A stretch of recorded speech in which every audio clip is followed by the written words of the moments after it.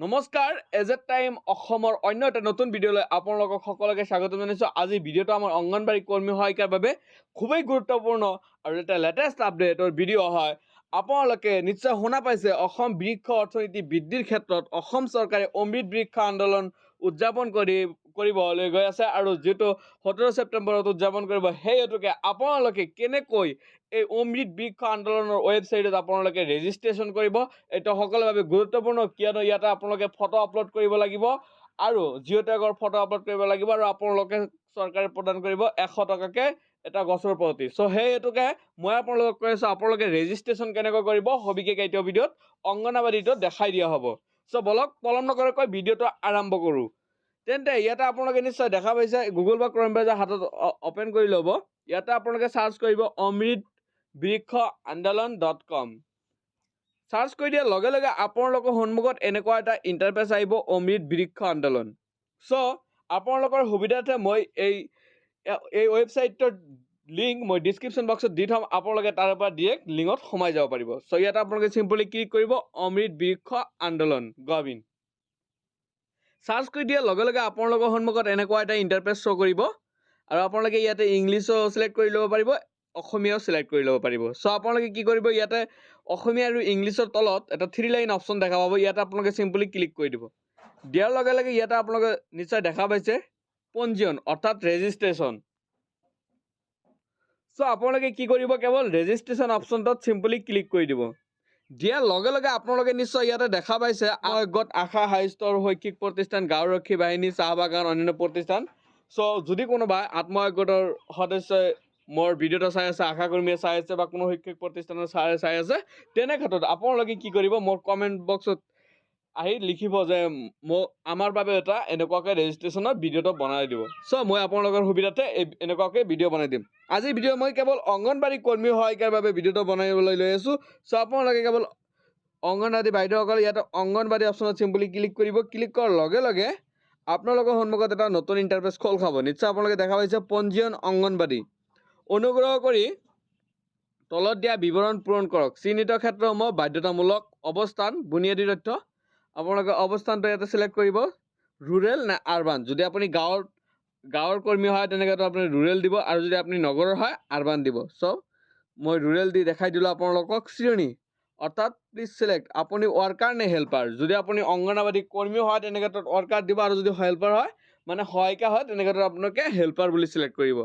So মই ওয়াৰ্কাৰটো select কৰি দেখাই দি আছো আপোনালোকক। আৰু ইয়াতে আপোনালোকে কি কৰিব সম্পূৰ্ণ নাম ফুল নেমটো আপোনালোকে লিখিব আৰু ইয়াতে আপোনাৰ মোবাইল নাম্বাৰটো সিলেক্ট কৰি ইনপুট কৰিব আৰু পিতৃ মাতৃৰ নাম নিশ্চয় আপোনালোকে দেখা পাইছে ইয়াতে ক্লিক কৰি পিতৃ মাতৃৰ নামটো আপোনালোকে বহাই দিব পাৰিব। ইয়াতে বয়স আপোনালোকে ইয়াতে বয়সটো লিখাৰ পিছত ইয়াতে লিংগ সো সকলোৰে ফিমেলে হ'ব, যেটো আমাৰ অংগনবাড়ী ইয়াতে সিলেক্ট কৰা আছে কেৱল ফিমেলি আছে। সো আপোনালোকে ফিমেল বুলি সিলেক্ট কৰিব। সিলেক্ট কৰি দিয়াৰ পিছত আপোনালোকে ইয়াতে ঠিকানা অৰ্থাৎ এড্ৰেছ, ইয়াতে আপোনালোকে জিলা সো আপোনাৰ জিলাৰ নামটো ইয়াতে সিলেক্ট কৰিব পাৰিব। ইয়াতে বহুত কেইটা জিলা আছে, আমাৰ অসমত যি কেইটা জিলা আছে সকলো ইয়াতে সিলেক্ট কৰা আছে, আপোনালোকে ইয়াৰ পৰা সিলেক্ট কৰি ল'ব। ব্লকটো আপোনালোকে সিলেক্ট কৰিব। গাঁও পঞ্চায়ত ইয়াৰ পৰা আপোনালোকে সিলেক্ট কৰিব আৰু ইয়াৰ পিছত আপোনালোকে ইয়াতে গাঁও আপোনালোকে নিজে এড্ৰেছ ফিল কৰিব লাগিব। ইয়াতে গাঁও আপোনাৰ গাঁৱৰ নাম বা চহৰৰ নাম ইয়াতে দিব, ঠিকানাটো ইয়াতে দিব আৰু ডাকঘৰ থানা পিনক'ড দিয়াৰ পিছত আপোনালোকে হিতাধিকাৰী অনুদানৰ বিকল্প আৰু বেংক একাউণ্টৰ বিৱৰণ আপোনালোকে বেংক একাউণ্ট দিব লাগিব, কিয়নো ইয়াতে কৈছে 100 টকাৰ হিতাধিকাৰী অনুদান কি কৈছে 100 টকাৰ হিতাধিকাৰী অনুদানৰ সুবিধা ল'ব বিচাৰে নেকি। আপোনালোকে ইয়াতে ইয়েস দিব যদি আপোনালোকে 100 টকা অনুদানৰ সুবিধা বিচাৰে। সো ইয়াতে আপোনালোকে ইয়েস দিব। দিয়াৰ লগে লগে আপোনালোকৰ সন্মুখত এনেকুৱা এটা ইন্টাৰফেস শো কৰিব। আধাৰ নম্বৰ, আধাৰৰ সৈতে লিংক মোবাইল, আধাৰ কাৰ্ডৰ সৈতে লিংক কৰা বেংক একাউণ্ট নম্বৰ। কি কৈছে আপোনাৰ যদি আধাৰ কাৰ্ডৰ সৈতে লিংক আছে তেনেকৈ আপোনালোকে ইয়াতে বেংক একাউণ্ট লিংক আছে তেনেকৈ আপোনালোকে 100 টকা পাব নিশ্চয়। ইয়াতে কৈছে আধাৰৰ সৈতে লিংক কৰা মোবাইল নম্বৰ বহাব গৈছে, আধাৰ নম্বৰ বহাব গৈছে আৰু IFC কোড। সো আধাৰ কাৰ্ডৰ সৈতে লিংক থকা বেংক একাউণ্ট নম্বৰ আৰু IFC কোড। যদি আপোনালোকে আধাৰ কাৰ্ডৰ সৈতে বেংক একাউণ্ট লিংক নাই তেনেকৈ কি নাপাব পাৰে, সেই হেতুকে ইয়াতে কোৱা হৈছে যে আধাৰ কাৰ্ডৰ সৈতে লিংক থকা বেংক একাউণ্ট নম্বৰ ইয়াতে বহাব লাগে।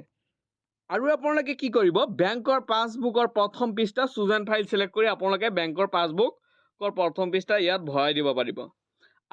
I hereby give explicit consent to use my other information verification process. So কি কৈছে আপুনি যদি আপুনি ইয়াতে কেৱল সিলেক্ট কৰি দিলে হৈ যাব আপোনালোকৰ যদি আধাৰ কাৰ্ডৰ যেটো ভেৰিফিকেশন প্ৰসেস আছে এটা কমপ্লিট কৰাৰ ক্ষেত্ৰত আপোনালোকে ইয়াতে পাৰমিশন দিব লাগিব অৰ্থাৎ ইয়াতে ক্লিক কৰি দিব লাগিব নিশ্চয় আপোনালোকে গম পাইছে এইখিনি আৰু এটা ইয়াতে কথা আছে ক্যাপচা আৰু মোবাইল নাম্বাৰ ভেৰিফিকেশন আপোনালোকৰ এইটো গুৰুত্বপূৰ্ণ আপোনালোকৰ মোবাইল লৈ পঠোৱা 6 অংকৰ ওটিপি লিখক আপোনাৰ মোবাইলত এটা 6 ডিজিটৰ এটা ওটিপি পঠোৱা হ'ব আৰু সেই ওটিপিটো ইয়াত বহাব গৈছে আৰু ছবিত দেখুৱাৰ দৰে সংখ্যাবোৰ দিব আৰু এটা ক্যাপচা দিছে আৰু এই ক্যাপচাটো আপোনালোকে ইয়াতে বহাই দিব দিয়াৰ পিছত আপোনালোকে সিম্পলি সাবমিট অপশনটোত ক্লিক কৰি দিব ক্লিক কৰি দিয়াৰ লগে লগে আপোনালোকৰ ৰেজিষ্ট্ৰেচনটো সাকসেসফুলি ডান বুলি লিখা আহিব সো বাইদেউসকল আজি ভিডিওটো দিবলগীয়া ইনফৰমেশন এইখিনি আছিল ভিডিওটো ভাল লাগিলে প্লিজ কাইন্ডলি ৰিকুৱেষ্ট চেনেলটো সাবস্ক্ৰাইব কৰি যাবলৈ নাপাহৰিব থ্যাংক ইউ জয় অসম